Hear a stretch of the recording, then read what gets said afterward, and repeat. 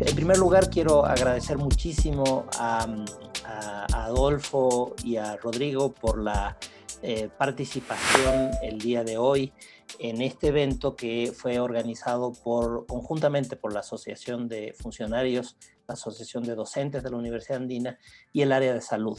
Es parte de un ciclo de debates sobre el problema de la vacunación, los temas de la vacunación y las políticas en general sobre el manejo de la pandemia y posteriormente los efectos que esto tiene sobre la educación.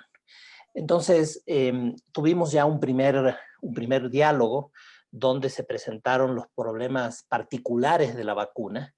Se plantearon preguntas, inquietudes, miedos que la gente puede tener sobre la vacunación, sobre los casos en que esta es conveniente, los casos en los que parece no ser conveniente.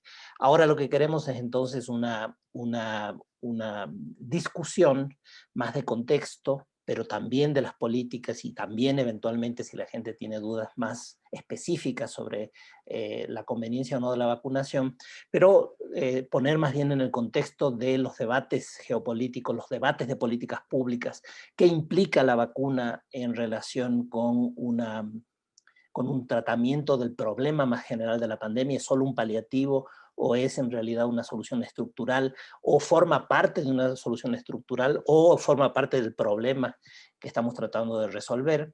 Y entonces, por eso habíamos pensado, y agradecemos muchísimo a los dos panelistas, porque nos van a ayudar a poner en este tipo de contexto y este tipo de debate que está, por supuesto, no solo en el Ecuador, sino en todo el mundo, y los casos de Chile, los casos de los países que tienen un gran nivel de vacunación y que de todas maneras tienen problemas de todas maneras con la pandemia, hace precisamente saber, digamos, hace pensar que esto puede ser mucho más allá, la solución es mucho más allá que solamente la vacunación. Y luego hay un problema también de qué efectos esto puede tener en el mediano y en el largo plazo. Entonces, con esa idea de ese tipo de discusión y de debate, yo, digamos, agradezco nuevamente a todos los participantes, a Lina también por haber con poco tiempo aceptado gentilmente moderar el debate, y bueno, esperamos que sea de utilidad para todos y de aprendizaje mutuo. Muchas gracias, Pablo, por tu bienvenida. Y bueno, reiterar precisamente a quienes nos están siguiendo por redes y a quienes estuvieron en la previa del evento, agradecerles pues su presencia el día de hoy. Este evento ha sido organizado precisamente por la Asociación de Docentes, la Asociación de Funcionarios y el Área de Salud de la Universidad Andina Simón Bolívar, sede Ecuador. Y justamente tenemos aquí a dos expertos en salud que nos van a presentar sus reflexiones sobre este tema. La lógica inicialmente era que pues cada uno de ustedes hablara unos 20 minutos sobre el tema y desde ahí fuéramos propiciando el diálogo. Entonces intentaremos hacer un intermedio con la propuesta que nos hace el doctor Hernández también, perdón, Enríquez, con relación a hacer un diálogo y hacerlo bastante fluido. Entonces, pues en orden, siguiendo nuestro orden del día y pues teniendo en cuenta nuestra intención del evento, le quisiera hacer una breve presentación al doctor Adolfo Maldonado. Permítanme un momento, por favor.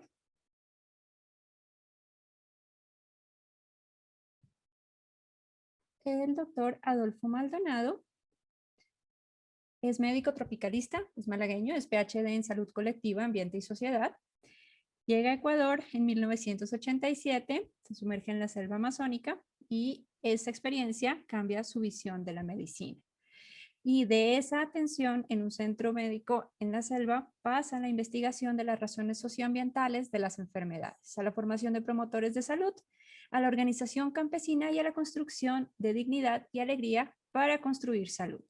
Y solo para cerrar su presentación, leo esta última parte en la que nos dice que usted acaba convencido de que el proceso de salud-enfermedad comienza en la calidad del suelo que nos sostiene. Doctor Maldonado, bienvenido.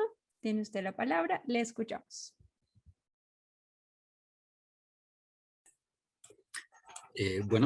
Muchas gracias, ante todo, por la invitación.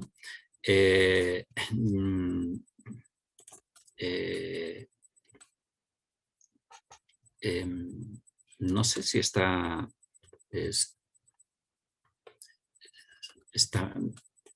mi pantalla o está la de usted. Estaba, pero... Estaba la mía, pero como usted prefiera, doctor. Ya, listo. ¿Puede ser acá? Y arrancamos. Bueno, yo quiero decir que yo no soy un médico que esté trabajando el tema de las vacunas. Yo estoy trabajando básicamente el tema del cáncer, y desde esa perspectiva, pues créanme que he hecho un esfuerzo para llegar a este espacio y poderles facilitar alguna información que me parezca valiosa, y sobre todo desde el punto de vista en el que se pueda facilitar este debate, este diálogo, finalmente de distintas posiciones que buscan finalmente un encuentro a partir de la discusión y de la aclaración de puntos que me parece que son fundamentales. Por eso he titulado este trabajo como "Si hay algo más que debamos saber y que no nos hayan contado sobre el tema de las vacunas". Y en este sentido, quiero empezar diciendo que esta es, a nivel mundial, en el año 2019 se habían contabilizado 56 millones de personas que habían fallecido. Y en la distribución de esos fallecimientos en el 2019, pues les hago constar cómo el cáncer es la primera causa de muerte, con 9.600.000, y después en la cuarta se encuentran las infecciones respiratorias agudas. Después de los procesos isquémicos, tanto a nivel cardíaco o cerebral, estarían las infecciones respiratorias agudas, y he metido aquí como un colador para que nos sirva para comparar cómo las muertes en el primer año del COVID-19 alcanzaron los 2,1 millones, que nos permitan comparar con las cifras que había para el año anterior justamente. Yo estoy convencido de que cuando en el próximo año nos digan cuáles han sido los fallecimientos del 2020, esta cifra de COVID se mantendrá, pero posiblemente, yo diría que casi con toda seguridad, estas infecciones respiratorias agudas se habrán disminuido. Y es posible que incluso hayan disminuido algunas de estas porque, de alguna manera, las formas de contabilizar los muertos en estos años, pues han sido atravesadas por la situación del COVID, y porque muchos de los fallecimientos se están atribuyendo al COVID. En este sentido, les llamo la atención sobre esta... al margen derecho, cuál es el avance que se han producido en las muertes entre el año 2000 y el 2019. Y vemos que prácticamente a nivel mundial se han incrementado desde el 2000 al 2019 todo lo que son los procesos degenerativos, como cardiopatías, accidentes cerebrovasculares o enfermedad pulmonar obstructiva crónica. Sin embargo, han disminuido notablemente lo que son las infecciones respiratorias, o lo que serían las infecciones neonatales, o lo que serían las enfermedades diarreicas. Todos los procesos infecciosos han estado disminuyendo. Desde esta perspectiva, creo que es interesante que tengamos en cuenta que la mayoría de los procesos infecciosos, hay una lista de cuáles son las enfermedades más letales del mundo. Prácticamente la persona que se contagia con estas enfermedades mueren casi en el 100%. Y aquí tienen ustedes que de los 10 enfermedades más letales del mundo, las 9 más importantes son infecciosas, y esto hace que tengamos una cierta predisposición a las enfermedades infecciosas y que haya habido todo un avance en contra de ellas por el riesgo y por el miedo que se tiene.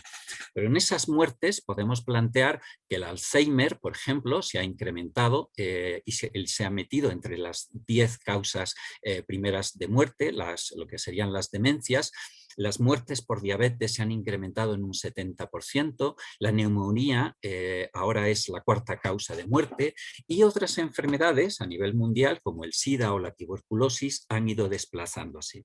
Sin embargo, en los países de bajos ingresos, las enfermedades transmisibles siguen siendo 6 de las 10 principales causas de muerte. Esto es importante porque lo mismo que se están aumentando los traumatismos o el consumo de drogas, por ejemplo, en las Américas, en cada continente y también en cada país, pues vamos a encontrar diferentes variaciones. Pero esto nos da una imagen más o menos aproximada de qué es lo que podemos encontrar en cada país. En este contexto, en el contexto del SARS-CoV-2, hay que plantear que al principio se dijo que era una enfermedad que cursaba con un cuadro clínico leve o completamente asintomática, pero sin embargo ya se nos advertía que alrededor del 15% de los afectados tendrían una enfermedad grave y potencialmente fatal asociada con lo que se denominó un síndrome de hiperinflamación, parecido al síndrome de activación macrofágica. Esto es importante porque los cuadros graves que se han originado en individuos están mediados por procesos proinflamatorios que tienen una respuesta inmunitaria innata tardía y que están generados por un fenómeno de hiperinflamación y tormenta de citoquinas. Y esto nos permite poder clasificar esta enfermedad no entonces como una enfermedad infecciosa, sino como una enfermedad inmunológica, de impacto inmunológico. Esta categorización es importante porque si nosotros vemos que el sistema inmunológico va a generar producción de interferones, producción de anticuerpos, activación de linfocitos y activación de linfocitos T, la respuesta que se va a dar con el COVID, con el SARS-CoV-2, es que se va a producir un impacto posiblemente muy importante en la formación tanto de interferón como de las citoquinas proinflamatorias. Y esto es fundamental porque lo que definimos como la enfermedad de COVID va a estar asociada a una enfermedad magnificada por anticuerpos, lo que se ha denominado como ADE, y una especie de inmunopatología por tormentas de citoquinas que están obligando a que los tratamientos estén mediados por anticoagulantes y antiinflamatorios. Desde esta perspectiva nos planteamos cuál es el papel que pueden ocupar las vacunas en todo este proceso. Han presentado las vacunas como un clavo ardiendo al que agarrarse. Y desde esa perspectiva, la CIDH ya emitió una resolución en el 2021 en el que de los 7 puntos que presentaron, les llamo la atención de que en 4 de ellos hablan con mucha insistencia en la urgencia de coordinar acciones para que la información fluya. Y es muy importante porque como estamos ante una enfermedad nueva, necesitamos que toda la información pueda fluir para que podamos entonces activar mecanismos y conocer a la enfermedad en profundidad. Y solo hacen mención en uno de los casos sobre la preocupación de que la corrupción pueda estar afectando a todo el proceso. Desde esta perspectiva hay que plantearnos cómo en la misma Constitución nuestra se habla de que las consultas deben ser previas, libres e informadas, pero no se habla en ningún momento de que las decisiones sean vinculantes. Y esto es muy importante porque si estamos hablando de tomas de decisiones, tanto las dudas como las certezas van a estar promediadas por la información para que la gente pueda emitir una opinión, pero esa opinión debe ser respetada y es importante que esto se dé. Ante todo esto, yo voy a basar mi información sobre una serie de videos y de estudios que voy a citar en la parte de abajo de cada una de las diapositivas, pero les llamo la atención sobre estos videos que me parecen espectaculares. Están desarrollados con una pedagogía extraordinaria, muy cercanos, muy sencillos para cualquier persona que no esté metida dentro de los términos técnicos Y les recomiendo especialmente los de la doctora Karina Acevedo, que es una doctora mexicana y que hace una descripción fenomenal de todo lo que es el trabajo de las vacunas y toda la información que se ha podido conseguir. Y les voy a hacer un spoiler para animarles a que ustedes puedan acceder a esos videos. Ella, en uno de los videos que les marco anteriormente, en sus conclusiones, ella plantea unos puntos que son realmente inquietantes. Lo primero es que no se conoce realmente cuál es la eficacia de las vacunas para evitar enfermedad severa y muerta por el COVID-19. No hay informaciones sobre eso. Otro es que nos han dicho que las vacunas son efectivas en el 95%. Sin embargo, no es que protejan a 95 de cada 100 personas, sino que protegen a 1 de cada 145, porque una cosa es el riesgo relativo con el que las empresas farmacéuticas promueven su aplicación y otra cosa es el riesgo absoluto que realmente es el que maneja este tipo de información. Otro elemento de sumo interés es que la seguridad de las vacunas contra el SARS-CoV-1 en los modelos animales, cuando se hicieron vacunas para ellos, demostraron que era demasiado frecuente la inmunopatología y las enfermedades masivas, la enfermedad masiva desarrollada por anticuerpos. Y esto, de alguna manera, llevó a que se suspendieran las vacunas que se estaban aplicando contra el SARS-CoV-1. Se sabe además que las vacunas de adenovirus pueden incrementar el riesgo de infectarse con VIH en aquellas personas que están expuestas a este virus. En personas expuestas se veía que era más frecuente en las personas que habían sido vacunadas. No hay información en personas mayores de 65 años, ni en niños, ni con vacunas que sean mezcladas, sea AstraZeneca la primera dosis, la segunda de Pfizer. No hay información sobre eso y es muy peligroso que las autoridades políticas ya digan que esto se puede hacer. Hay reportes de muertes postvacunales y efectos serios y no parecen proteger adecuadamente las vacunas actuales contra las nuevas variantes. Esto se lo hago como spoiler para que ustedes acudan a esos videos que son extraordinarios y que son realmente de una calidad inusual. Les llamo la atención de algo que a mí me parece especialmente importante y es que ninguna de estas vacunas ha sido aprobada por la Organización Mundial de la Salud ni por las entidades o agencias reguladoras de los medicamentos. Todas las vacunas que de alguna manera están ahora mismo aplicándose requieren de dinámicas de farmacovigilancia que realicen un seguimiento de los efectos secundarios que provocan durante los próximos 2 años. Es decir, estamos ahora mismo en un periodo de prueba.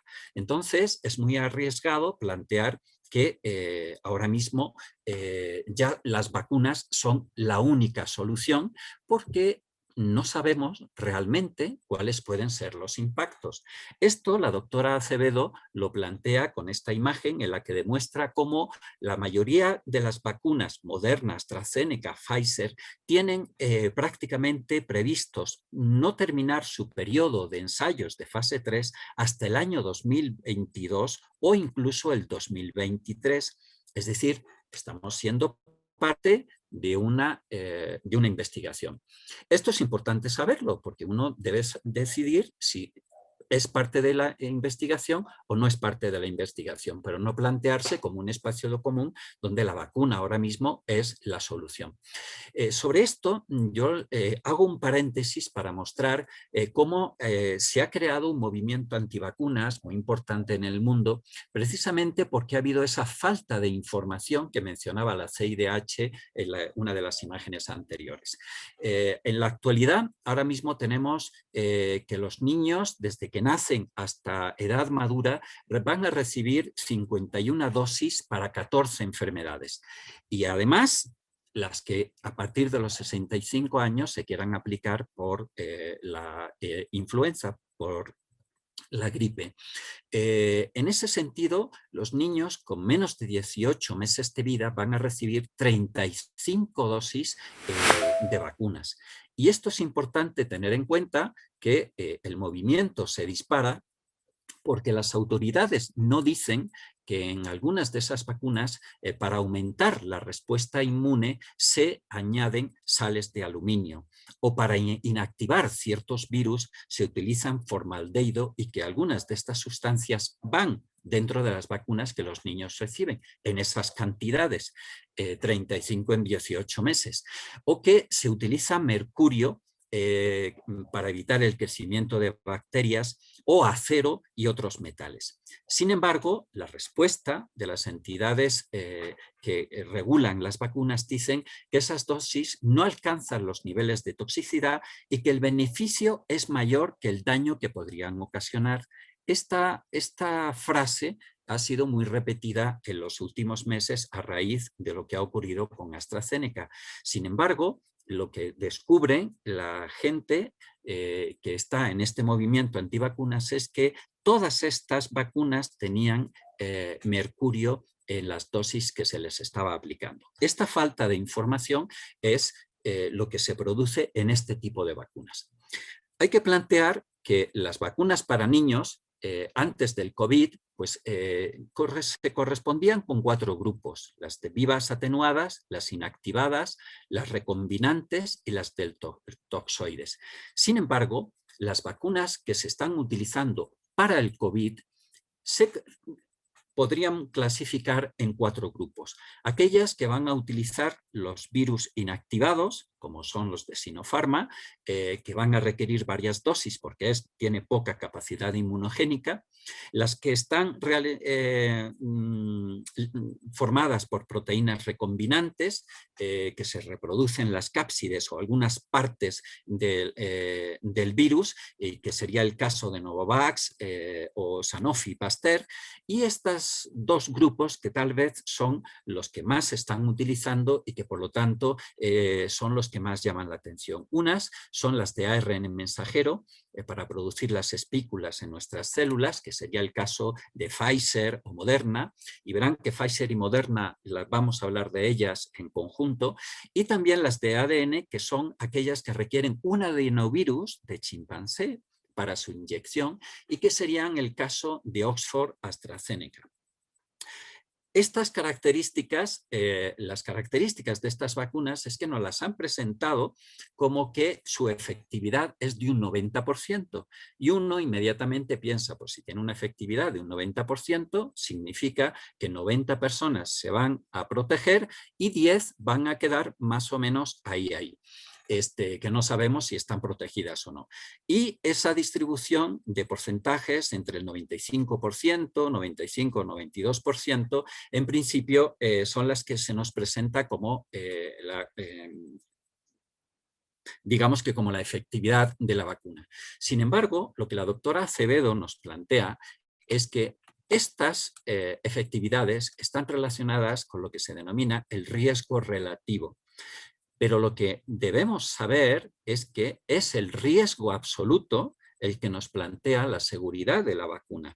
Y esa seguridad de la vacuna, tanto en el Sputnik o Pfizer, o AstraZeneca, no es este 1,6%, sino que es el 1,2%. ¿Esto qué significa? Que si nosotros vacunáramos con Sputnik a toda la población ecuatoriana, calculemos que sean 17 millones de personas, de esos 17 millones se protegerían de la vacuna 204.800 personas.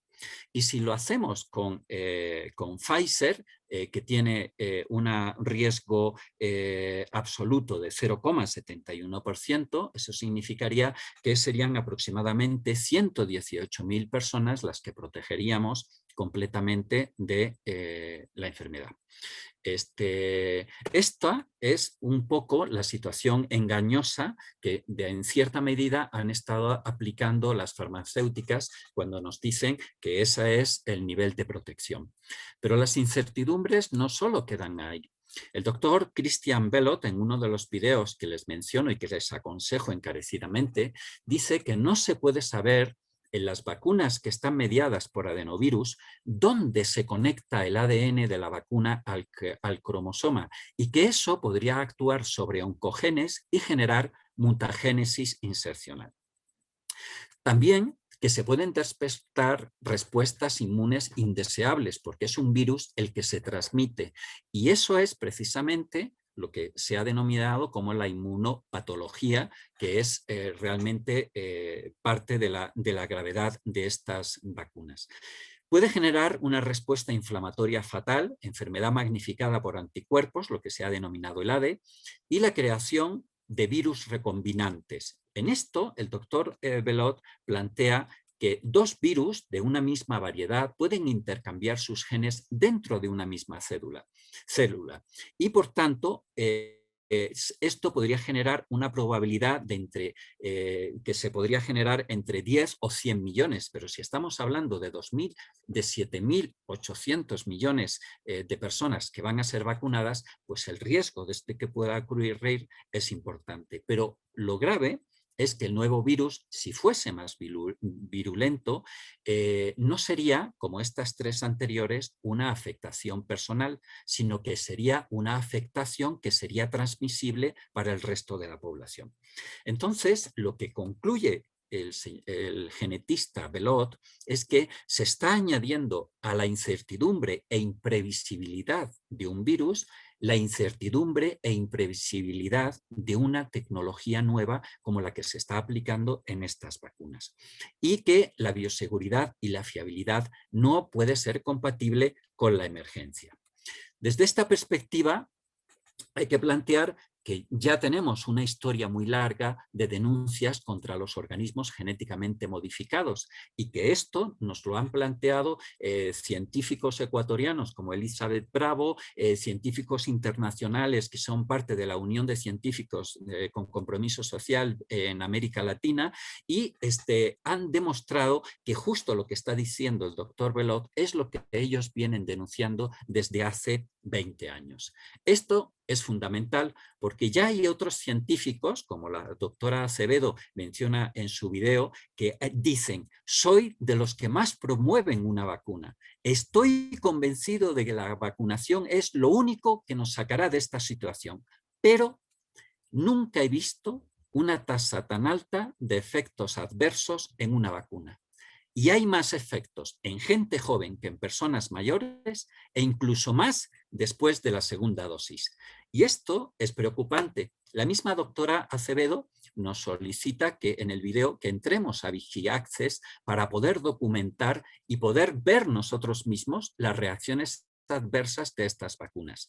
Y llama la atención de que ya se han dado a nivel de la Unión Europea 6.000 casos de fallecidos, en Gran Bretaña 800 muertes y en Estados Unidos más de 2.300. Con una característica, esta suma de casi 10.000 personas fallecidas son muertes asociadas a la vacunación. Es decir, las muertes que se producen entre un mes o 2 meses después del periodo vacunal. No quiere decir que estén causadas por la vacuna. Insisto, lo dije al principio, estamos en un trabajo de investigación. Las vacunas están de prueba, estamos en la fase 3 y por lo tanto lo que se está haciendo es investigación, porque la farmacovigilancia es fundamental y hay espacios de farmacovigilancia en estos espacios. No podemos hablar, por lo tanto, de causalidad, pero sí que ya hay casos de muertes asociadas, y 10.000, aunque sean cerca de 500 millones de vacunas las que ya se han puesto, pues es una cifra importante. Yo hice caso a la doctora Acevedo y me metí en esta página y encontré que efectivamente prácticamente hasta el día de anteayer pues teníamos más de 600.000 reportes de efectos secundarios, de efectos indeseables. Que esos efectos, la mayoría de ellos, casi 500.000, están precisamente en la edad de 18 a 64 años y que además se dan sobre todo en las mujeres. Y esto es importante porque la lista de afectaciones y de efectos secundarios está siendo bastante alta. Pero llamo la atención de dos efectos secundarios importantes que estarían relacionados. Lo primero es que la mayoría, como ustedes pueden ver ahí en esas imágenes, es que la mayoría de casos corresponden a lesiones poco importantes, ¿sí? Son estos 400.000 casos que podríamos estar revisando. Pero hay unos datos importantes, hay como 25.000 casos que están hablando ya de problemas cardíacos. Y en esto habría dos grupos, los de Pfizer y Moderna, que son las de ARN mensajero, que estarían provocando miopericarditis, y las de AstraZeneca y Janssen, que han reportado cuadros de trombosis con 18 fallecidos confirmados, en más de 224 casos de 32 millones de personas vacunadas. Volvemos a lo que se podía decir antes. Bueno, en la etiqueta se pone que es más importante el beneficio que se puede obtener que el riesgo de que te pueda producir la enfermedad, pero ya podemos hablar de que hay enfermedades nuevas, como la BIT, que se le denomina a la trombocitopenia inmune trombótica inducida por vacuna. Ya está reconocida por la Organización Mundial de la Salud. No sabemos hasta ahora cuál es la gravedad de esta situación, pero sí podemos decir que así como estábamos viendo que Pfizer y Moderna producen miocarditis y AstraZeneca y Janssen han reportado cuadros de trombosis, Pfizer y Moderna tienen un principio, el polietilenglicol, que es el que se está utilizando como parte de la vacuna. Y AstraZeneca y Janssen están utilizando el polisorbato y ambos son sustancias enormemente anafilactogénicas. Por eso a los pacientes, a las personas que se vacunan, se les piden que se queden 15 minutos en la zona donde está siendo vacunada por si se desarrollara alguna reacción anafiláctica. La doctora Acevedo recoge el listado de todas las sustancias que están dentro de la vacuna para poder identificar si hubiera algún tipo de relación con estos cuadros de efectos secundarios que se han estado visibilizando. En ese contexto es donde podemos plantearnos que las farmacéuticas, como se trata de ensayos clínicos de emergencia, exigen su liberación de responsabilidades y es lo que uno firma cuando va a vacunarse. Ustedes firman que van a vacunarse voluntariamente. Con esto estamos eliminándole responsabilidad a la empresa y le estamos eliminando en cierta medida la responsabilidad también al Estado, porque por situación de emergencia es que se está ofreciendo y uno decide si se vacuna o no se vacuna. Pero estas reacciones de venta de acciones es la que están haciendo las mismas empresas. Hay un pasado bastante descalificador de estas empresas que nos han estado ofreciendo estas vacunas de manera tan acelerada. Posiblemente la vacuna, como decía el científico anterior, sea la solución, pero tal vez no sean estas vacunas la solución por lo presuroso de el procedimiento con lo que se han estado ofertando. Hay vacunas que son muy prometedoras, pero que todavía no han salido y posiblemente puedan tener un futuro prometedor. Pero ustedes están viendo cómo estas vacunas, estas farmacéuticas, como AstraZeneca, Abbott o Bayer, han sido multadas por 2.200 millones en los Estados Unidos. Pfizer recibió la multa más grande en la historia de los Estados Unidos, 2.300 millones de dólares por fraude.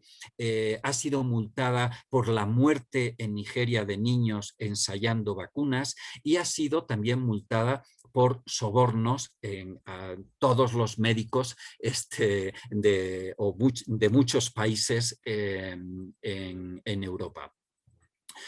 Y hay también una cuestión geopolítica, y ya con esto termino, y es que en los últimos meses, de hecho en abril, Brasil rechazó la vacuna rusa Sputnik V inicialmente por inquietudes sobre su seguridad, pero la denuncia que hace el mismo Estado ruso es que hay informes de principios del 2021 que indican que los funcionarios del gobierno de Estados Unidos presionaron a Brasil para que rechazaran esa vacuna que la Organización Mundial de la Salud aún no ha aprobado tampoco, ¿no? Entonces, algo se está moviendo, algo de intereses geopolíticos importantes que es necesario que tengamos en cuenta también a la hora de valorar la decisión que vamos a adoptar. Y esto es muy importante porque a la hora de enfrentarnos en situaciones como esto podemos quedarnos en tomar una decisión por el miedo que tenemos al COVID, pero también podemos valorar el miedo que le tenemos a la vacuna. Entonces, la relatividad, hay que decir, como decía Einstein, que aplica para la física, pero no para la ética. Y realmente detrás de todo este emporio, de toda esta práctica de las vacunas, hay un poder económico muy fuerte que en cierta medida se está manejando y del que estamos al margen. Solamente terminar diciendo que yo sí creo que la decisión de vacunarse o no debe ser personal y debe ser con toda la información que podamos acaparar para tomar la decisión propia. En ese sentido, creo que sería muy peligroso que se imponga una vacuna y creo que es difícil que esto ocurra hasta que no sea aprobada definitivamente por la Organización Mundial de la Salud y ahora mismo no hay ninguna que lo esté. Todas están solamente autorizadas por la emergencia. Hasta ahí nomás. Creo que sería suficiente. Muchísimas gracias, doctor Maldonado. A ver, me repongo un poco del shock. Que justamente estas informaciones no las solemos recibir con tanto detalle. Bueno, pues para continuar con nuestro debate del día de hoy, quisiera presentar al doctor Rodrigo Enríquez. A ver, unas breves líneas del doctor Enríquez. Él es médico familiar, especialista en evaluaciones económicas en salud. Es investigador del grupo Una Salud de la Universidad de las Américas de Quito. Es estudiante del programa de doctorado en salud pública y animal de la Universidad de Extremadura, España. Doctor Enríquez, tiene usted la palabra. Permítame, detengo la pantalla. Y luego de su intervención, como usted decida hacerla, pues hacemos ahora sí este diálogo que nos propone. Perfecto. Primero quiero confirmar si me están oyendo. Perfectamente. Excelente. Sí, le escuchamos bien, Rodrigo. Fabuloso. Bueno, quiero agradecer por este espacio y yo quiero agradecer también por la posibilidad de presentar posturas que son divergentes del discurso que en este momento está dominando en todo el mundo en torno a la vacuna como si fuera la única salvación posible ante esta epidemia de SARS-CoV-2 que estamos enfrentando. Coincido con muchas de las cosas que ha planteado Adolfo. Yo quiero concentrarme más en algunos aspectos que para mí son un poco más familiares, que tienen que ver con los temas de la discusión en torno a esta asignación justa de un recurso que en este momento, al parecer, está más bien profundizando desigualdades e inequidades en lugar de resolver el problema que pretendía resolver. Es muy interesante cómo los mensajes que se dan a nivel de medios de comunicación masiva, los mensajes que se dan incluso en los círculos académicos y los que se entregan a la larga a la población en general, muchas veces tienen este velo o este halo más bien de campaña electoral y no necesariamente de información que permita tomar decisiones adecuadas. Escuchábamos hace pocos días, hace un par de días, al presidente diciendo orgulloso que teníamos vacunado ya a más de 1 millón de personas y sí, hay un poco más de 1.1 millones de vacunas administradas, pero apenas 252,000 personas han completado las 2 dosis que requieren de vacunación. De manera que desde allí ya damos cierta información que puede llevarnos a tomar decisiones que no están debidamente informadas. Hay una frase que me gustó mucho de un blog que se titulaba Spin Doctors Won't Cure COVID-19. Y básicamente era para reforzar este mensaje de que estamos trasladando a la comunicación en salud muchas de las estrategias que se utilizan en campañas políticas o en campañas electorales, en donde tratamos de darle un giro en el cual se maximizan ciertos mensajes del beneficio o el daño, dependiendo de hacia dónde queremos llevar la opinión de la ciudadanía o de los colectivos. Y una de las conclusiones de este blog era que en realidad necesitamos mensajes más claros y no consignas reduccionistas, necesitamos consejos honestos y no jingles o estos fragmentos pegadizos, más escrutinio en lugar de menos escrutinio. Yo creo que esto va muy bien con lo que nos acaba de comentar Adolfo respecto a todas las dudas que en realidad hay en torno al uso de estas tecnologías como las vacunas. Ahora, yo creo que también hay que separar la opinión o el criterio personal de lo que pueden opinar los demás. Si ustedes me preguntan a mí si me vacunaría contra COVID-19 si tengo la oportunidad, mi respuesta personal es que sí lo haría. Ante la pregunta de que si vacunaría a mis familiares si ellos tienen la oportunidad, yo diría sí, si ellos quieren, reforzando este mensaje de que hay que ejercer también la autonomía. ¿Creemos que la vacuna nos debería devolver a la normalidad? Mi respuesta ahí es ojalá que no. Yo no quiero volver a la normalidad de inequidad, de injusticia en acceso a los recursos o a la atención en salud. Y lamentablemente lo que está sucediendo en la actualidad con esta pandemia de COVID-19 es que esa normalidad, la normalidad de la exclusión, más bien se está consolidando en lugar de que se esté cuestionando. Y cuando me preguntan qué marca de vacuna preferiría, porque ahora uno ya puede aparentemente optar, que en la realidad no, yo preferiría la vacuna más segura, pero la más segura comparada con qué. Y yo creo que ahí hay que recalcar mucho de lo que comentaba hace un momento Adolfo.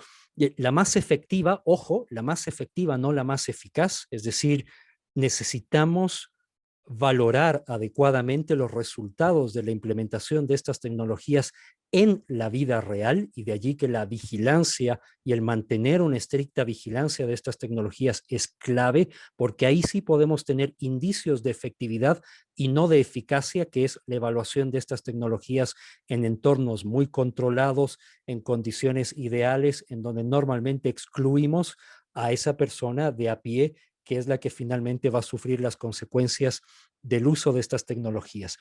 Y a la larga uno quisiera también una vacuna que sea lo más pública posible y por lo tanto lo más equitativa y solidario posible. Y ahí es donde yo quiero centrar un poco mi parte de la discusión en entender no solo las vacunas, sino en general las tecnologías que estamos usando para el abordaje de esta pandemia como bienes meritorios, y en donde la asignación justa de estos bienes meritorios, si bien nos demanda la necesidad de priorizar, demanda también que tengamos claros cuáles son esos criterios que estamos utilizando para priorizar, y en donde, si tomamos lo que dicen algunos bioeticistas como Diego Gracia, no todos los principios éticos tienen el mismo peso. Y si yo tengo que poner en la balanza la justicia versus la autonomía, o el no dañar versus el tratar de hacer algún beneficio, por lo general el respeto a la autonomía y el primero no dañar suelen tener precedencia por encima incluso de la justicia o la intención de dar algún tipo de beneficio. Y ahí es donde también tendremos que replantearnos cuáles son estos famosos criterios que estamos usando de priorización, que en realidad son criterios de racionamiento y de exclusión o de negar acceso en la implementación de las estrategias de vacunación contra COVID-19. Tres lecturas que yo creo que vale la pena tener a la mano en todos estos debates. Y este mensaje de este colega médico familiar de España, Javier Padilla, que es parte también de un colectivo muy interesante, el colectivo Silesias, que menciona que hace falta una comunidad entera para cuidar de una persona. Y yo creo que esa es una de las cosas que estamos olvidando cuando le damos toda la prioridad a una tecnología como una vacuna, como la única intervención que nos podría sacar de esta pandemia, descuidando justamente el cuidado que se puede dar como colectivo o desde la comunidad. Porque todas estas intervenciones, probablemente no alcanzan a verlas por el tamaño de la letra, pero todas estas intervenciones hay que discutirlas y hay que repensarlas, porque hemos descuidado, por ejemplo, muchas de las medidas que no incluyen el uso de tecnologías como medicamentos, vacunas u otro tipo de dispositivos, como el generar confianza en los mensajes, el tener una comunicación clara, asertiva, el que haya recuperación de liderazgos a nivel de las comunidades, y le hemos delegado más bien la supuesta solución de esta pandemia a la vacunación. Todo el mundo ahora habla de vacunas y nadie habla, por ejemplo, de mejorar los pisos de protección social para la población que está en situación de vulnerabilidad o de pobreza o extrema pobreza. Hablamos con mucha facilidad de confinar sin tomar en cuenta que más de la mitad de la población económicamente activa en este país vive del comercio informal y que vive del día a día. Y por lo tanto, si no hay un cuidado colectivo para estas personas, confinar es muy fácil hablando desde el privilegio, pero no cuando uno tiene que darle de comer a sus hijos con lo que pueda ganar en unas pocas horas de trabajo en el día. Por lo tanto, el mensaje aquí es, sí tenemos que hablar de vacunas, pero no son la única forma de abordar esta situación. Hay ya una gran cantidad de vacunas que están disponibles, más de las que quisiéramos probablemente, cada una con costos muy variados que pueden ir desde $3 hasta $27 o $30 por dosis en cada uno de los casos. No me voy a detener mucho aquí porque ya hemos discutido sobre las diferentes vacunas que están disponibles, pero recalcar el mensaje de que hay una amplia oferta, y esta amplia oferta muchas veces genera más incertidumbres que certezas. Y por eso la necesidad de vigilar. Un elemento muy importante aquí es los temas de propiedad intelectual. Llevamos ya meses discutiendo sobre la liberación de patentes, que se permita que se fabriquen en países que tengan la capacidad de hacerlo estas vacunas como para aumentar el acceso para algunas de ellas, y sin embargo la actitud que seguimos viendo a nivel mundial, especialmente por los grandes grupos corporativos de la industria, es el ni siquiera plantear la discusión, o incluso actividades que pueden lindar con el pillaje o la piratería, como por ejemplo el negar que salgan vacunas de un país porque no se ha cumplido primero con la cuota del país del norte o del país rico. Y eso lamentablemente lo seguimos viendo durante toda la pandemia. ¿Por qué yo creo que desde una perspectiva económica hay que plantear que las vacunas son bienes meritorios? Y no solo las vacunas, otras tecnologías también que usamos en el manejo de esta pandemia. Porque es justamente cuando un bien produce grandes beneficios o externalidades positivas y que su uso no dependa solamente de las preferencias individuales, sino también de eliminar ciertas injusticias, ahí es donde el colectivo o el Estado, que se supone que representa a ese colectivo, debe intervenir. Porque las preferencias de los usuarios no siempre están de acuerdo con su bienestar. Hay muchos errores de elección, y yo creo que muchos de estos errores de elección se dan justamente por falta de transparencia en la información que proporcionamos para poder tomar decisiones. Y muchas veces también se pueden profundizar injusticias o se pueden profundizar inequidades. Y yo creo que estos dos elementos los estamos viendo justamente ahora con las vacunas. Cuando hablamos en este caso de escasez y la necesidad de priorizar, en este caso las vacunas, estamos hablando de un concepto relativo, porque básicamente hay una disparidad entre deseos, que no necesariamente son necesidades, y los medios para satisfacer esas necesidades. Y ahí es donde hay un elemento importante de la economía, que es este concepto de coste de oportunidad.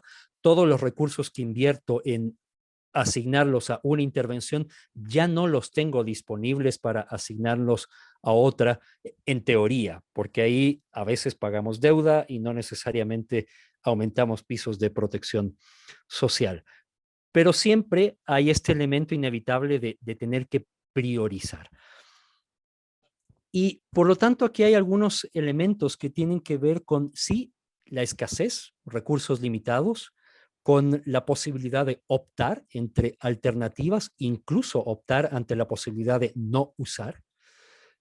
Hay, por lo tanto, un tema de elección y de conductas, y cada una de esas decisiones tendrá un coste de oportunidad, y a la larga lo que queremos individual o colectivamente es optimizar o hacer más eficientes esas decisiones. Pero simplemente para recalcar algunas cosas que mencionaba Adolfo. Sí, la eficiencia es uno de los aspectos que analizamos desde la perspectiva económica, pero siempre la eficiencia debe pasar primero por el camino de la efectividad. Es decir, yo no puedo decir que una decisión es eficiente si es que estoy optando por algo que en realidad no sirve. Y ahí es donde, si no hay transparencia y si no conocemos realmente la utilidad del por qué estamos optando, no estamos tomando tampoco una decisión eficiente. En este caso, el considerar siempre el costo de oportunidad se transforma también en un imperativo ético, porque cuando hablamos de dineros colectivos, de dineros públicos, el cómo asignamos esos recursos también tiene consecuencias que son consecuencias morales. Y en esas consecuencias morales, las utilidades que deberían importar son las de las personas y las de las comunidades, no las utilidades de las empresas o de la industria. Por lo tanto, estamos en un escenario en el cual hablamos de una tecnología que son las vacunas, y que son tecnologías a las que les estamos dando una carga de valor y que tienen consecuencias sociales, morales, por lo tanto, que son relevantes y, ojo, son cambiantes. Y por eso necesitamos profundizar este tipo de discusiones para tener herramientas y argumentos para informar la toma de decisiones, porque a la larga aquí también hay implicaciones normativas y que reflejan valores de una sociedad o a veces simplemente los valores de los gobernantes o los que están en el poder, lamentablemente. No quiero extenderme mucho porque yo creo que va a ser más rico el poder conversar, pero para reforzar algunos mensajes que mencionaba Adolfo, miren ustedes en azul, esto fue una nota publicada en la BBC hace algunos meses, miren ustedes en los puntos o cuadrados azules la inversión pública realizada en muchas de las vacunas que ahora están comercializándose. Miren, por ejemplo, la inversión realizada en vacunas como la de Moderna, que es curiosamente una de las vacunas más caras en el mercado en este momento. ¿Cómo es posible que en una vacuna en la cual casi la totalidad de la inversión es producto de inversiones públicas, sea una de las vacunas más costosas o más caras en el mercado? Y si ustedes ven, en muchas de estas vacunas hay un aporte importante del sector público.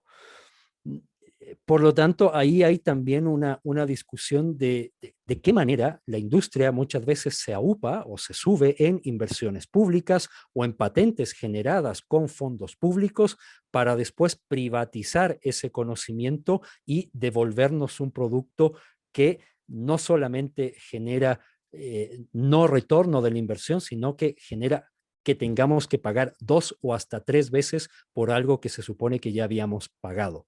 Y yo creo que ese es el caso de las vacunas.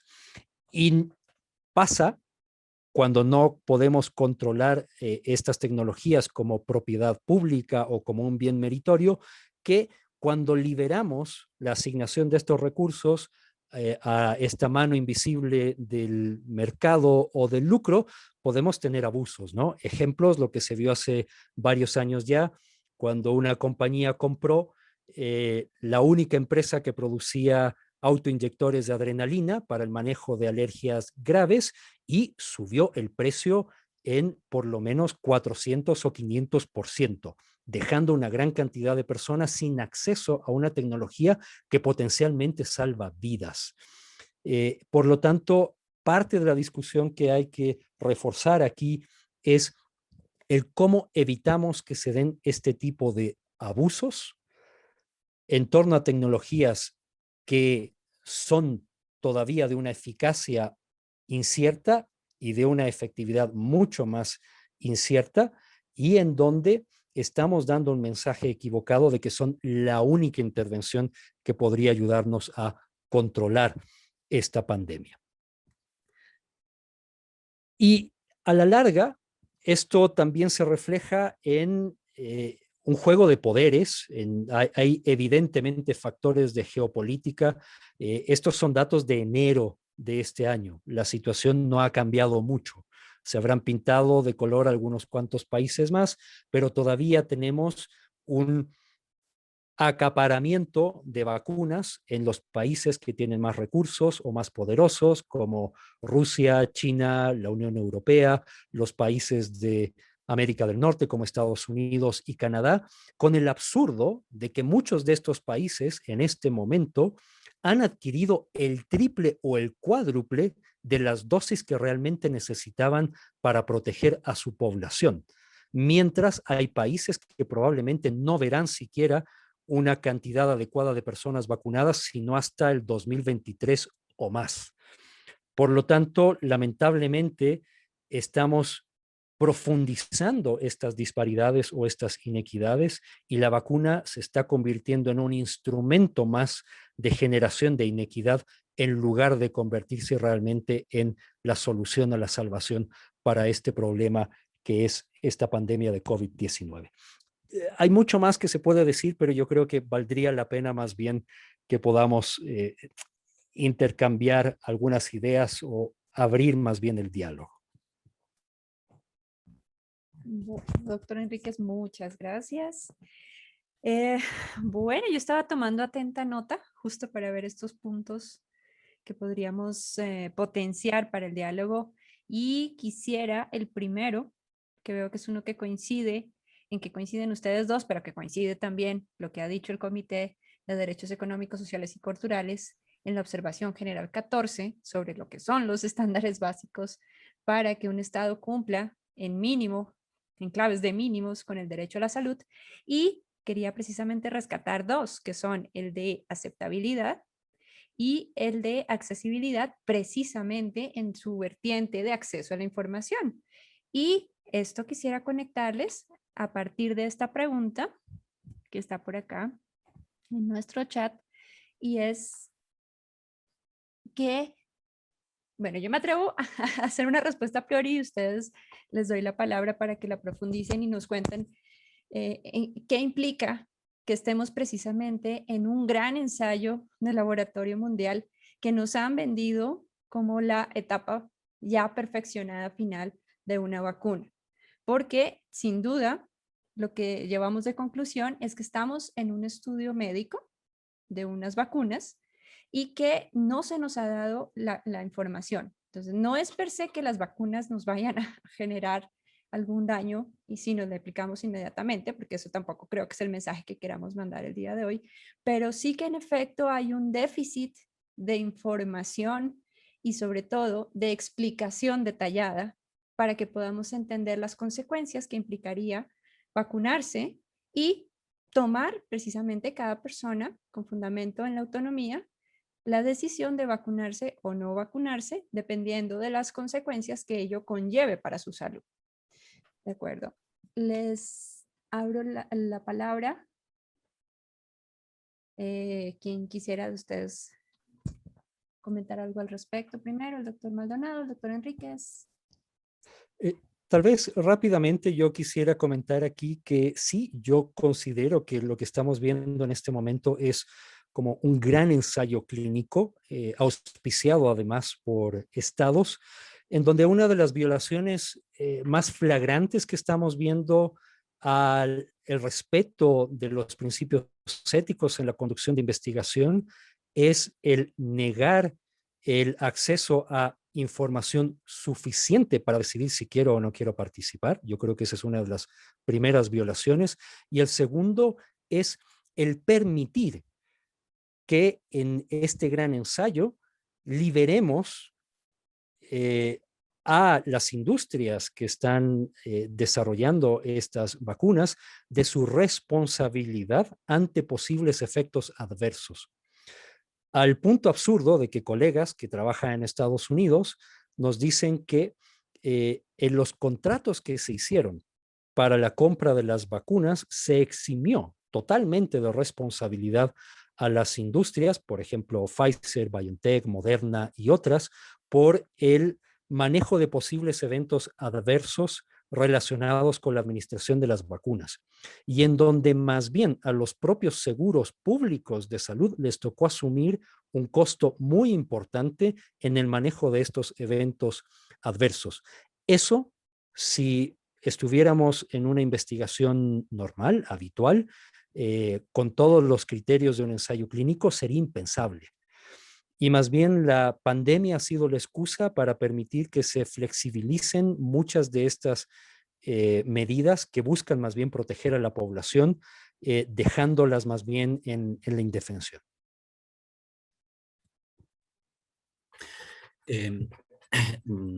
A mí me gustaría pensar que realmente en Ecuador está pasando parte de eso, porque eso significaría que realmente somos parte a lo mejor de un ensayo donde podemos tener una palabra que decir. Pero lamentablemente la práctica de farmacovigilancia que se está haciendo con las vacunas en el Ecuador es prácticamente inexistente.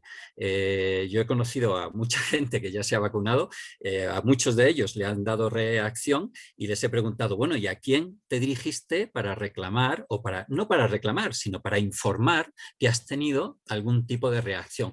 Y dijo, no, a nadie. ¿A quién le voy a informar? ¿Al 171 que nunca te cogen el teléfono? Entonces, ¿qué estamos haciendo? Pues somos parte de un ensayo mundial donde ni siquiera tenemos nuestra palabra que decir. Y esto pone en evidencia que la epidemiología a nivel nacional pues está prácticamente por los suelos, porque en el fondo estamos renunciando a investigar para que nuevamente sea el norte el que nos diga lo que se tiene que hacer y el norte sea el que descubra los casos de miocarditis y sea el que descubra los trombos, porque nosotros nos quedamos a verlas esperar y a ver qué es lo que nos dice la televisión o ver que, si acaso qué es lo que nos dicen las revistas científicas, pero hemos hecho que investiguen otros. Y acá lo que se hace es solamente aceptar las decisiones políticas que en el fondo están llevadas por políticos que sienten la necesidad de que se haga algo y han encontrado en la vacuna digamos que esa esperanza que puede ser vana o puede ser certera, pero que solo el tiempo nos dirá qué es lo que se puede hacer. Pero es lamentable que como país estemos renunciando a investigar. Eso me parece más doloroso incluso que el que seamos parte de una investigación donde no tenemos nada que cortar. Bueno, y lo que dice usted, doctor, me hace acordar tristemente de la historia de los estudios de Takigi, que se hacían estas investigaciones, para quienes no sepan esta historia les cuento rápidamente, se hacían estas investigaciones sobre los efectos de la sífilis en hombres afrodescendientes. Y esta investigación, además de lo cuestionable que fueron sus métodos, tuvo un defecto y era que no se registraba la información. Y básicamente esa investigación, entre comillas, causó sufrimiento y el contagio de sífilis a una cantidad enorme de personas afrodescendientes durante alrededor de 40 años, porque estos estudios terminaron alrededor de los años 70, empezaron en los años 30, terminan en los años 70. No se recoge ninguna información, no se usa el método científico y el sufrimiento que todas estas personas que no habían consentido no sirve para nada. Entonces, me siento un poco que estamos generando tal vez esto por no tener los mecanismos de recopilación de información precisamente al estar en un ensayo de lo que está ocurriendo. Entonces, creo que esta es una gran conclusión de este debate de llamar a las autoridades públicas para tener un mecanismo de recopilar esta información sobre los efectos que se están presentando en la población, sobre todo porque como mujer veo que de nuevo la ciencia nos deja de lado en los estudios clínicos y tenemos mayor afectación en muchos casos de alguna de las diapositivas de los doctores que presentaron y que es una de las cosas que tenemos que tener presentes también. Bueno, y no quiero asustar al público, ¿no? Solo voy hilando un poco estas conclusiones en clave de lo que tenemos que reforzar, ¿no? Y como ciudadanos y ciudadanas exigir de parte de nuestras autoridades. Doctor Maldonado, le escuchamos.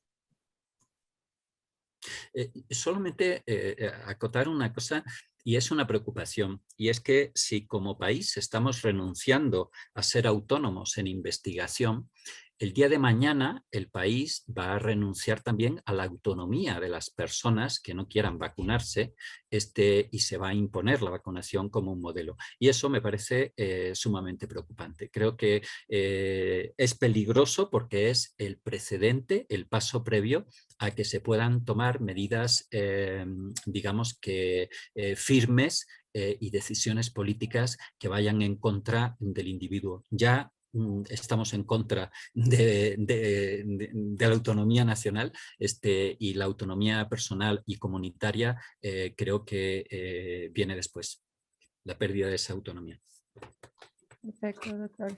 Bueno, y justamente en clave de cómo equilibrar esta responsabilidad colectiva que implica también una postura de epidemiología crítica que ve la salud como un global que está afectada también por las relaciones de las personas en la sociedad, con esta protección también al individuo y a sus decisiones. Y les pregunto por qué, justamente tenemos acá, no les respondemos por escrito, pero le preguntan al doctor Enríquez, son varias preguntas, pero básicamente la podemos resumir en dos. Y se basa a partir de su afirmación de yo sí me vacunaría, pero a mis familiares solo si ellos deciden. Entonces queda un poco la sensación de que como médico, pues usted no le daría esa certeza a sus familiares, pero yo le invitaría a que más bien nos comente al respecto para aclarar esta pregunta. No sé si la puede usted también leer o si quiere que se la lea completa. Sí, si me la lees quizás porque no, Claro, no perfecto. tengo... Sí, porque creo que es importante para unir esto que vamos hilando y hablando sobre los puntos de la responsabilidad colectiva, pero también las decisiones del individuo que no se anulen con una política de Estado que reemplace el consentimiento informado del paciente, ¿no? Un poco sería esta lógica. Y dice esta pregunta acá. Sí. Doctor Enríquez afirma que sí se vacunaría. Se entiende que porque confiaría en el conocimiento dado por su condición académica y profesional, pero nos dice que no lo recomendaría a sus familiares de manera igualmente afirmativa. ¿Qué nos está queriendo decir? Yo sí me arriesgo, ustedes decidan si se arriesgan. Es decir, da igual, pues en ambos casos estamos acusando sobre la base de la incertidumbre, de la ignorancia. ¿Asistimos acaso al fin de la ciencia como fuente de certezas? Muy interesante la pregunta. A ver, en primer lugar, yo creo que mi decisión de vacunarme no parte solamente de el conocimiento que pueda tener a partir de leer información en torno a la intervención que me quieren administrar, las vacunas, sino que también se complementa por el conocimiento que tengo de mí. Es decir, yo conozco cuáles son mis preferencias, yo soy el que decide de alguna manera en el ejercicio efectivo de su autonomía qué intervenciones me pueden apetecer y van bien con mis valores, mi forma de vivir, pero eso no implica que yo pueda imponer esto a los demás. Y por eso hacía esta distinción de que yo sí me vacunaría, pero si me permiten sugerir o no a mis familiares que se vacunen, yo creo que eso siempre va a pasar por el filtro del ejercicio de su propia autonomía como individuos. Y el rol que nosotros tenemos como profesionales sanitarios es el acompañar. Y el acompañar la toma de decisiones implica informar, no implica adoptar una postura paternalista en donde yo impongo una decisión. Porque si no, si yo en mi ejercicio como sanitario impongo, no pasará mucho tiempo hasta que otros también impongan, arrogándose las decisiones que deberían ser decisiones individuales. Puede ser que algún familiar tenga una condición o una experiencia previa que haga que lo que para mí es beneficioso, para mi familiar no lo sea. Por ejemplo, ¿qué tal si mi hermana está tomando anticonceptivos y tuvo ya un evento trombótico y le ofrecen vacunarse con AstraZeneca porque es lo único que hay? Ella debería tener la libertad de negarse al conocer su condición y también al tener información transparente de cuáles son los posibles riesgos de la vacuna que le quieren administrar. Por eso es importante que haya un diálogo entre esos dos aspectos. Información certera, precisa, muy clara de los beneficios, pero también de los riesgos y de las incertidumbres, y también que se permita la elección individual, porque a la larga cualquier encuentro en el sector sanitario es un encuentro de dos expertos. Alguien que cree saber algo de salud, que somos los sanitarios, y el experto en sí mismo, que a la larga es cada una de las personas, y hay que respetar el balance de poderes en esa relación. Muchas gracias, doctor Enríquez. Doctor Maldonado. Bueno, yo creo que en este punto es interesante recordar que en las primeras gráficas que les puse a ustedes, la sexta causa de muerte a nivel mundial era el COVID, pero la séptima, pero la sexta eran los errores médicos. Entonces, en este punto, creo que tenemos como colectivo médico la urgente necesidad de hacer un acto de humildad, reconocer que tenemos más errores muchas veces que certezas y que por lo tanto no podemos entrar en una dinámica de imponer la vacuna a nadie. Pero hay gente que, por ejemplo, siente mucho miedo al COVID. Creo que después de un año de estar alimentando el miedo con el COVID, pues obviamente cualquier persona se agarra a la vacuna como un clavo ardiendo.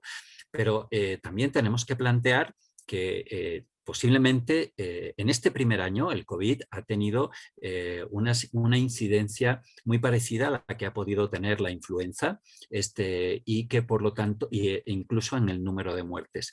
Es posible que este próximo año no sea así, que se incremente notablemente por los niveles de contagio que ha habido y la gente debe tomar, digamos, que hacer un balance de lo que significa el riesgo a la vacuna frente al riesgo que significa enfermarse de COVID. Y eso debe ser una cuestión personal. Yo, a título personal, yo, por ejemplo, no me vacunaría. Pues obviamente soy bastante más mayor que Rodrigo. Creo que en mi vida ya, digamos que la he pasado, estoy más para allá que para acá. Y entonces, no quisiera someterme a una cuestión de una vacuna y a un ensayo donde realmente nadie va a medir los riesgos de lo que pueda sufrir si es que se diera en mi caso, ¿no? En ese sentido, yo tampoco le voy a decir a mi familia que no lo haga. Si deben valorar efectivamente cuáles son esos riesgos y también cuáles son esas situaciones. Y sí creo que en este punto nosotros en la clínica ambiental hemos planteado que salud es dignidad y la dignidad comienza por la capacidad de participar y de tomar tus propias decisiones. Y la posibilidad de que esto se dé, pues creo que sería un logro que pudiéramos conseguir, que en plena campaña del COVID la gente pudiera tomar sus decisiones bien informadas, pero que finalmente deciden. Y creo que eso es un paso importante. Perfecto, doctor. Bueno, y precisamente el otro punto que yo observaba era sobre las medidas no farmacológicas. Y dentro de estas medidas no farmacológicas, ¿qué deberíamos hacer en clave de colectivo?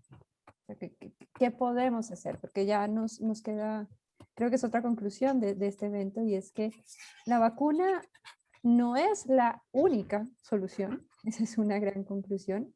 Puede ser una buena medida, pero no es la única. Y en clave de esto, ¿qué medidas no farmacológicas deberíamos intensificar?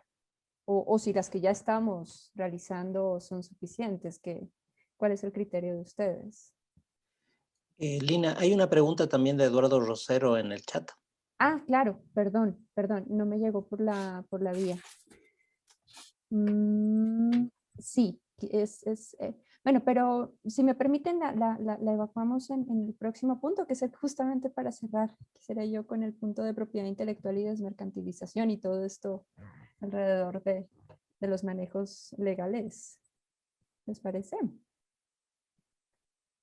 ¿O quieren cerrar con, con este punto ahora?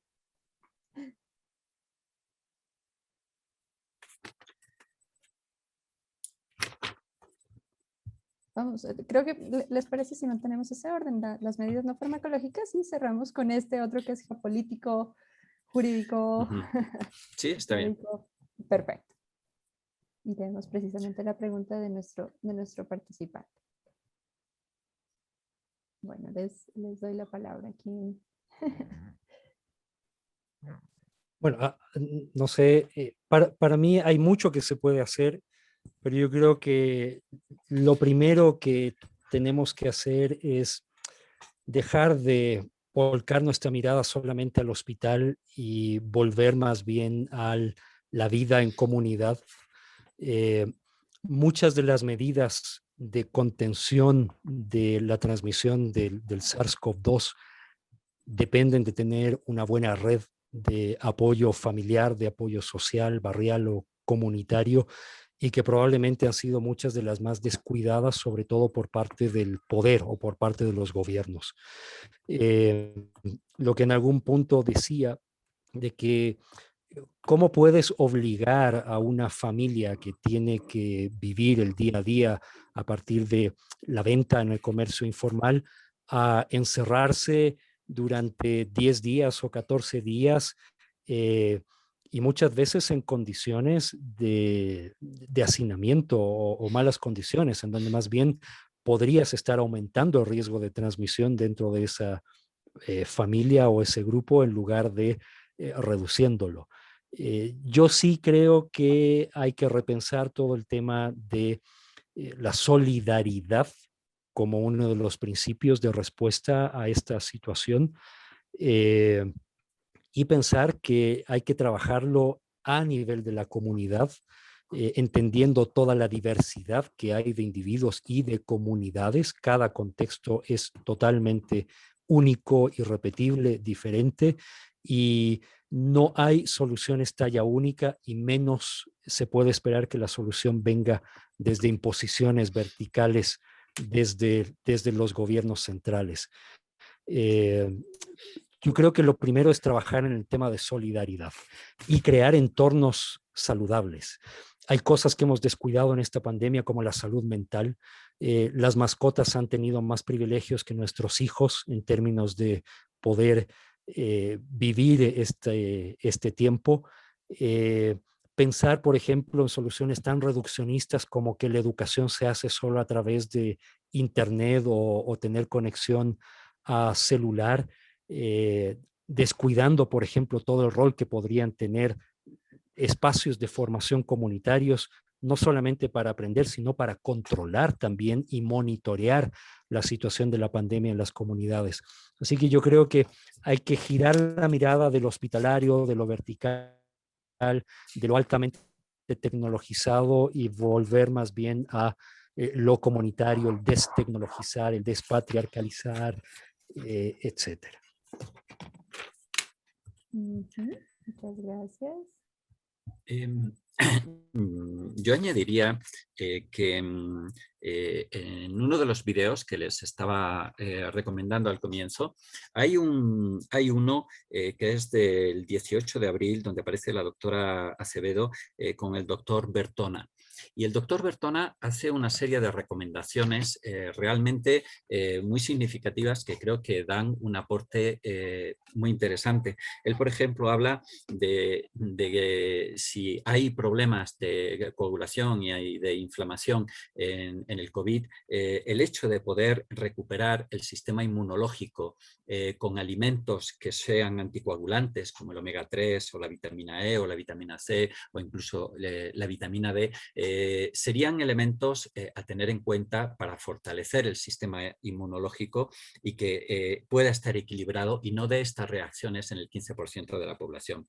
También las cuestiones de la gestión del estrés, del abordar la crisis laboral, la calidad del sueño y del descanso.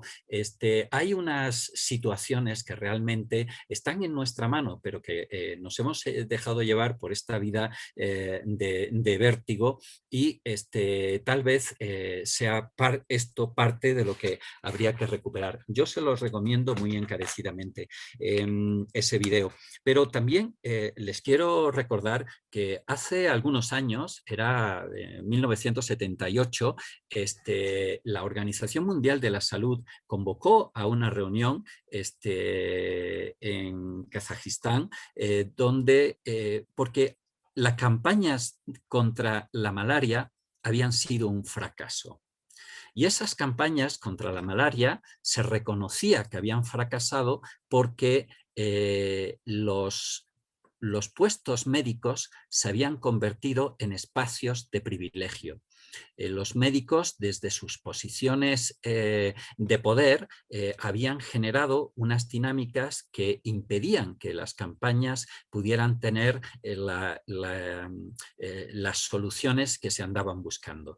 Y eso obligó a generar lo que se llamaría la asamblea en Alma-Ata, y ahí el principal planteamiento que se esgrimió fue la necesidad de crear una atención primaria de salud que incluyeran a todas las personas que están trabajando en la comunidad para construir salud, y salud desde la dignidad y desde la valorización de la palabra de los las personas que construyen salud dentro de estos espacios comunitarios. Desde esa perspectiva, les quiero decir que en los contactos que hemos tenido con la gente en la Amazonía, la mayoría de las personas que en sus comunidades han tenido fallecidos, sobre todo en comunidades indígenas, nos decían que se arrepienten de haberlo llevado al hospital porque fue en el hospital donde murieron. Porque murieron además solos, murieron además aislados y murieron además sin soluciones. Y esto ha generado un movimiento de reinventarse a sí mismos, de intentar buscar soluciones propias y de construir esa autonomía que nos parecía fundamental. Y que si es importante a nivel individual, es también sumamente importante a nivel comunitario. Y creo que esa construcción, creo que ese repensarse a sí mismo, creo que es una buena noticia. En medio de tanta catástrofe, el poder pensar que podemos reconstruir la dignidad desde lo que somos, desde cómo nos repensamos nuevamente, puede ser un elemento que nos conduzca hacia nuevos horizontes y nuevas perspectivas y que recuperemos tal vez una versión más crítica de una atención primaria de salud que pueda generarnos esperanza así como dignidad. Muchas gracias. Sí, sí. Justo no me dejaba de sonar de que los escuchaba el lema del paro en Colombia: hay que parar para avanzar. En algunos temas a veces hay que parar, reclamar nuestros derechos y continuar, y también pensar nuevas opciones. Bueno, y quisiera continuar ya en clave de cerrar este evento un poco sobre el último punto, que era precisamente la propiedad intelectual, la mercantilización de los medicamentos, de las vacunas y todos estos acuerdos que precisamente se están imponiendo sobre todo a los países que menos poder de negociación tienen, como es el caso de Ecuador. Y justamente tenemos acá esta pregunta, tenemos dos preguntas en el chat y una es precisamente de Eduardo Rosero, que nos pregunta ¿por qué el contrato con Ecuador es confidencial y con los de otros países como Israel es totalmente transparente? ¿Es comparable quizás o no? Entonces, esto para evocarnos precisamente este aspecto que no conocíamos de las vacunas muy a fondo y que ustedes nos han ilustrado hoy bastante bien. De lo que se revisa en diferentes medios sobre los temas de protección de propiedad intelectual, pero también de liberación de responsabilidad de la industria en caso de eventos adversos. Para mí esto refleja una práctica doblemente extorsiva. Es decir, en primer lugar, hay una extorsión ejercida desde las compañías biotecnológicas que han desarrollado las vacunas. Muchas de estas compañías han impuesto como requisito a los países que no se libere la información de los contratos, pese a que la adquisición de las vacunas se hace con recursos públicos. Y yo creo que ahí los colegas del área jurídica probablemente son los que podrían realmente aportar mucho más en esto de cómo se pueden implementar acciones de protección para tener acceso a la información en torno al uso de recursos que son públicos, porque no estamos hablando de recursos privados. Y decía doblemente extorsiva porque también se están utilizando las vacunas como moneda para ejercer presión geopolítica entre países. Sorprende, por ejemplo, que hay una clara evidencia de la influencia que ejercen China, Rusia, Comunidad Europea, Estados Unidos, en torno al obligar, por decirlo de alguna manera, a adquirir ciertas vacunas y no otras, en diferentes países. En el caso de Ecuador, por ejemplo, se insistió mucho en que en algún momento se evalúe también la posibilidad de negociar vacunas como la Sputnik V de Rusia. Jamás se ha hablado siquiera de negociar con Cuba una de las varias vacunas que en este momento se están desarrollando, y es innegable que hay un elemento también de presión geopolítica importante. O sea, en este momento las vacunas se convierten en una herramienta de posicionamiento, de presión o incluso de extorsión desde los países más desarrollados o con mayor acumulación de dinero frente a los países empobrecidos en todo el planeta. Para mí no hay excusa alguna, no hay otra razón para que se mantengan confidenciales, por ejemplo, estos contratos y no se libere la información de las condiciones que han impuesto las industrias para la adquisición de las vacunas, y que tampoco se libere la información de precios, porque también hay que considerar cuál ha sido el impacto económico en los diferentes países de la adquisición de vacunas. Sí, yo muy rápidamente, solo añadir que creo que donde hay falta de transparencia, pues se construye el privilegio. Y creo que esto puede ser parte de lo que se esté construyendo y afianzando en la sociedad ecuatoriana. Recordemos que hemos pasado por 6 ministros en el último año, ministros de salud, y eso algunos han tenido que salir huyendo del país, y creo que esta dinámica de falta de transparencia pues nos va a seguir llevando a seguir cambiando de ministros hasta que lleguemos a tomar decisiones que nos permitan darnos cuenta de que es con la transparencia con la que podemos conseguir la construcción de una dignidad nacional. En ese sentido, me parece muy recuperable el informe que les mostraba al comienzo de que la CIDH está pidiendo información, que la información fluya, que la información esté presente. La información es fundamental en todo esto para que la gente tome decisiones, para que las comunidades tomen decisiones, para que los GAT tomen decisiones, para que los mismos ministerios y gobiernos las tomen. Pero hay que plantear que lo mismo que renunciamos a ser dignos manejando un estudio que nos permitiera reconocer cuáles son los impactos y renunciamos a la investigación de la farmacovigilancia, pues también ahora estamos renunciando a poder ser autónomos y seguimos aceptando la neocolonización por otras formas, por otros medios, por otras medidas, pero que creo que es parte de esa construcción. O sea, no acabamos de levantar cabeza, seguimos aceptando esa colonización. Antes pudo ser por el petróleo, ahora es por las vacunas, pero no acabamos de dar un paso al frente que digan aquí estamos, somos ecuatorianos, nos enorgullecemos de serlo y nuestra posición es esta. Y necesitamos que esto se transparente ante la sociedad porque la sociedad tiene que opinar.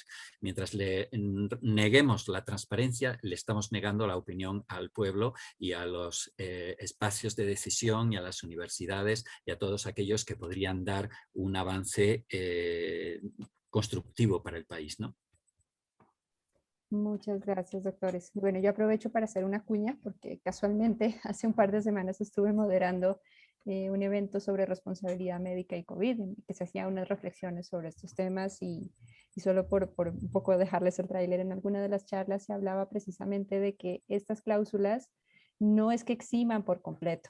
O sea, también hay que ver que si hay un daño profundo, tiene que haber una responsabilidad, ¿no? También eso es algo que se olvida a veces dentro de la práctica bastante de estilo anglosajón sobre el manejo de la responsabilidad y sobre todo que el consentimiento informado no es una carta blanca para eximir de responsabilidad. Creo que ese es un punto importante que valdría reforzar. Y bueno, para ya dar el cierre a nuestro evento, quisiera remitirles a cada uno de los doctores unas preguntas que veo acá en el chat para no dejarles sin respuesta a las personas que las formulan. Y posteriormente le daría la palabra a Alexis García, nuestro presidente de la Asociación de Funcionarios, para cerrar nuestro evento.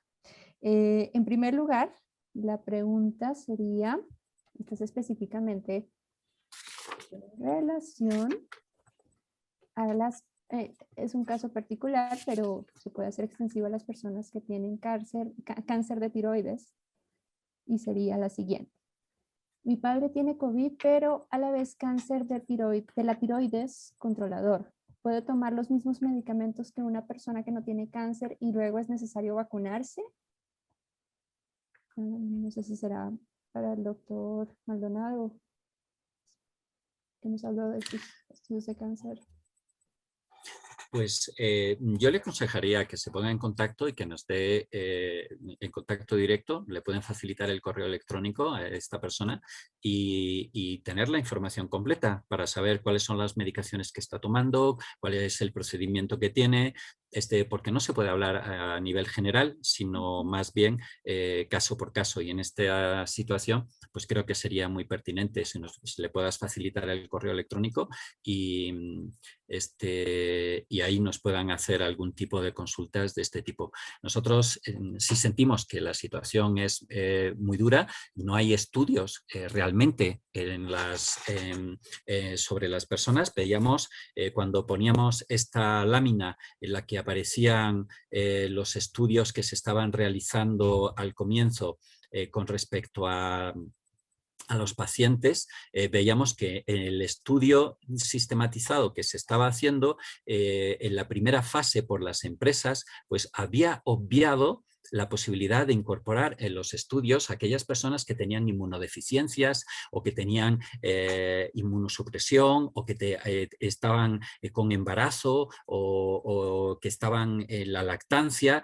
Y claro, habiendo eliminado a todo este grupo de personas, a los alcohólicos, a los que tenían cáncer, a los que tenían algún tipo de dependencia, todos habían sido eliminados.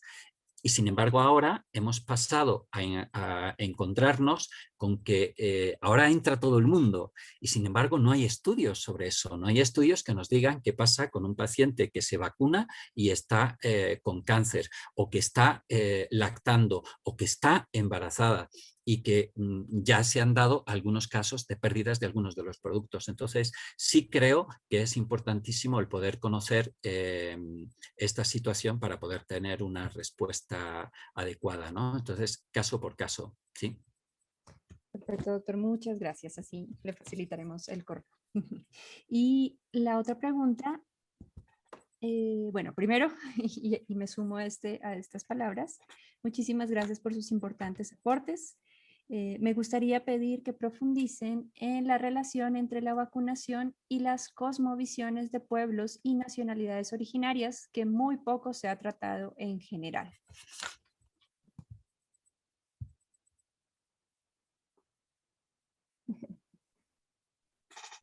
Yo ahí no podría opinar realmente. Yo creo que ese más bien es un trabajo por hacer o por profundizar, pero no me atrevería a opinar de algo en lo que no tengo experiencia realmente. Gracias, doctor. A mí me gustaría que en estos casos se hiciera todo un trabajo de recuperación de los mitos.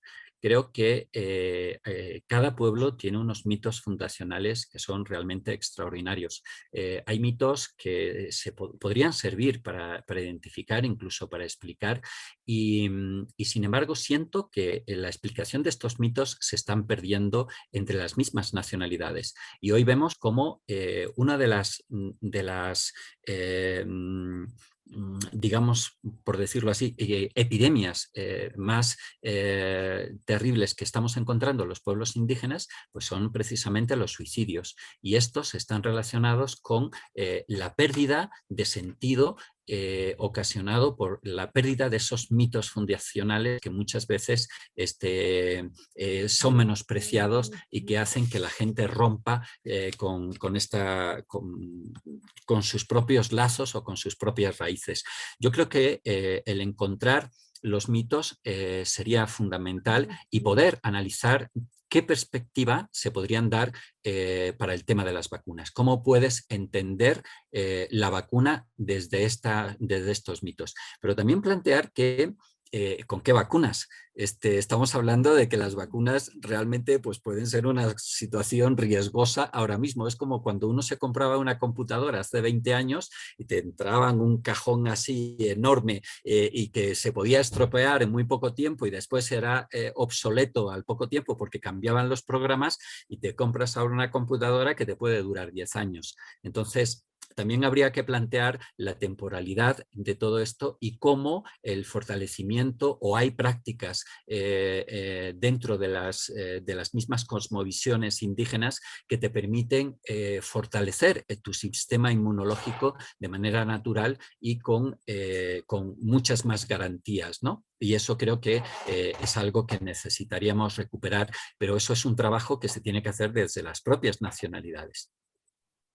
Perfecto, doctor. Y para reforzar eso que usted nos menciona, me permito leer este comentario y precisamente dejamos abierto que tendríamos la posibilidad de, si hay el interés, nos comenten las personas que nos están siguiendo hoy y ustedes también, doctores. Si les interesa, podríamos organizar una nueva jornada sobre este campo, conjuntamente con la Confeniae, perdón, que es la Confederación de Nacionalidades Indígenas de la Amazonía Ecuatoriana, que tiene montado un sistema de monitoreo epidemiológico comunitario, que es maravilloso en tema de COVID, nos dice nuestra colega María Fernanda Solís. Entonces dejamos esta propuesta aquí en el aire para ver si la llevamos más adelante a cabo. Y pues nada más que agradecerles por esas valiosas reflexiones que nos han dado el día de hoy. Y yo soy una convencida de que otros colegas de otras profesiones muchas veces saben mejor el derecho que los que somos abogados y abogadas. Y sin duda hoy refuerzo esto, porque con esto que ustedes nos han compartido el día de hoy, hemos podido reflexionar muchísimo sobre algunos aspectos que por precisamente esta vida vertiginosa pasamos por alto y damos por sentados, pero que son indispensables para nuestro ejercicio de nuestros derechos y el mantenimiento de nuestra salud. Quisiera en este momento darle la palabra a Alexis García para que por favor nos ayude a cerrar nuestro debate del día de hoy y agradecerles de nuevo por esta jornada muy enriquecedora y excelente con dos doctores de primera. Gracias, Lina. Andrés, porfa, ¿me puedes dar video? Gracias. Bueno, primero que nada, en nombre de los organizadores de este evento, la Asociación de Funcionarios y Empleados de la Universidad Andina, la Asociación de Docentes, el área académica de salud, pues creo que para este debate, creo que hemos llegado a cabalidad con el objeto del mismo, es decir, no hemos dado una respuesta, ¿cierto? Y eso creo que ha enriquecido muchísimo el debate. Creo que se han aportado con elementos críticos para afianzar, yo diría que ambas posiciones, desde quien tiene esa fe, ¿no es cierto?, a las vacunas, desde quien no. Y eso también nos invita a formularnos, creo, nuevas inquietudes, y por supuesto creo que es los primeros pasos para una serie de jornadas adicionales, y obviamente, Fer, te comprometo también a recoger precisamente tu propuesta para seguir en esta onda de seminarios en donde aportamos más elementos críticos, ¿no? Como finalmente creo que llegamos a un acuerdo, incluso en las dos posiciones, sobre la no imposición y el derecho a la autonomía sobre la decisión individual de cada persona y cada ser humano, ¿no es cierto? Desde las dos posiciones, de alguna manera, muy marcadas en torno al conocimiento también de la persona, del individuo, ¿no? De no perder ese derecho de decisión sobre el conocimiento básico de la persona, ¿no? Porque definitivamente uno u otro tratamiento puede ser, y se ha demostrado además, incluso cómo se ha desarrollado la enfermedad en personas, ha explotado de diferente forma, incluso aparentemente con personas relativamente de comportamientos homogéneos o de características homogéneas. Sin embargo, se ha comportado el virus de muy diferente forma. Creo que hoy por hoy ya no conozco ni amigos ni familiares que han tenido que sobrellevar ya un caso cercano, sino de ellos, de esta enfermedad, del COVID-19, de quienes hemos perdido incluso familiares queridos y muy cercanos también. Ya no conozco una sola persona, ¿no es cierto?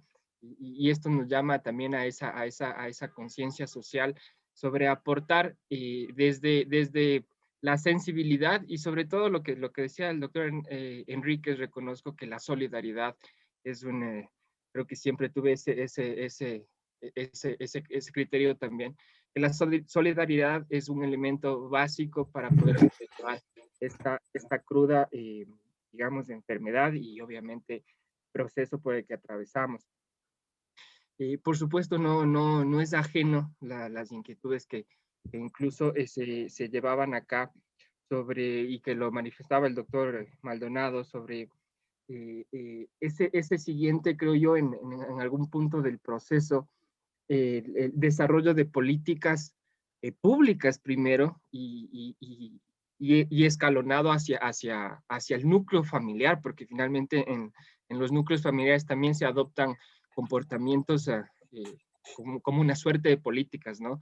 ¿De qué va a pasar con esas organizaciones? Y es una inquietud también que la tenemos acá en nuestra institución.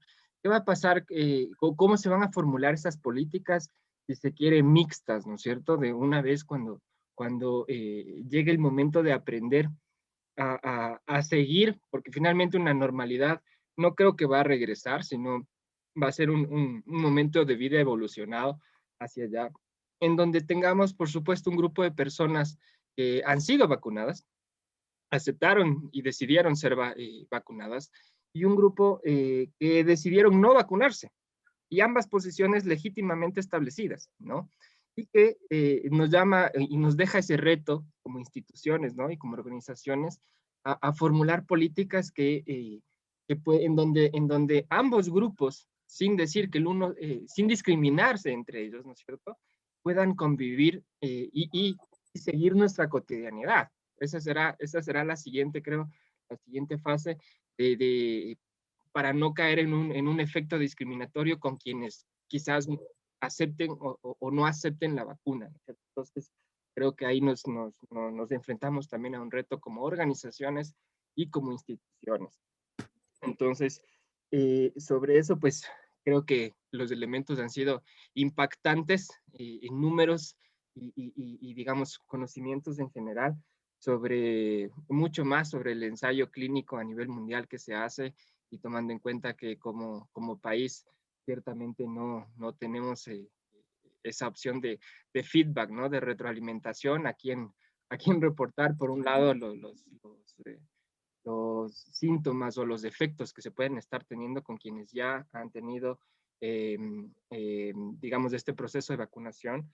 Y digo yo, y creo que quizás Lina lo respondió, lo puso también sobre la mesa, y de lo quizás poco derecho que conozco, creo que también prima un derecho sobre que no existe contrato ni cláusula alguna que lleve a renunciar un derecho a una persona. O sea, no hay un tratado, y obviamente en ese mismo orden de ideas, el renunciar a la vida, pues no creo que también esté bien, y que nadie tenga que hacerse responsable por esa decisión, ¿no? Yo creo que también como Estado no puede perder la responsabilidad sobre sus ciudadanos, ¿no? En el efecto en el que está promulgando el uso particular de una u otra vacuna. Entonces, con esos elementos quisiera cerrar este webinario, agradeciendo, por supuesto, doctor Enríquez y doctor Maldonado por su participación. Lina, muchísimas gracias por apoyarnos en la moderación, y obviamente a Pablo y a Fernanda, que también nos han ayudado, pues, que han hecho todo este trabajo de coordinación, ¿no es cierto? Y por supuesto, Andrés, en representación, en este caso, de la UGEF, pues, de la Universidad Andina. Muchísimas gracias a todos, y dejo la invitación a las siguientes jornadas que seguro se van a seguir dando, y lo más rico es que no se encuentran las respuestas, y más bien se van asentando más las posiciones, porque definitivamente aquí no es ver quién gana en este debate particular por la vida. No creo que una parte salga ganando, sino más bien invitarnos a tener una decisión mucho más informada y, por supuesto, autónoma y legítima, y por demás respetable. Así que con esto termino, y muchísimas gracias, compañeros.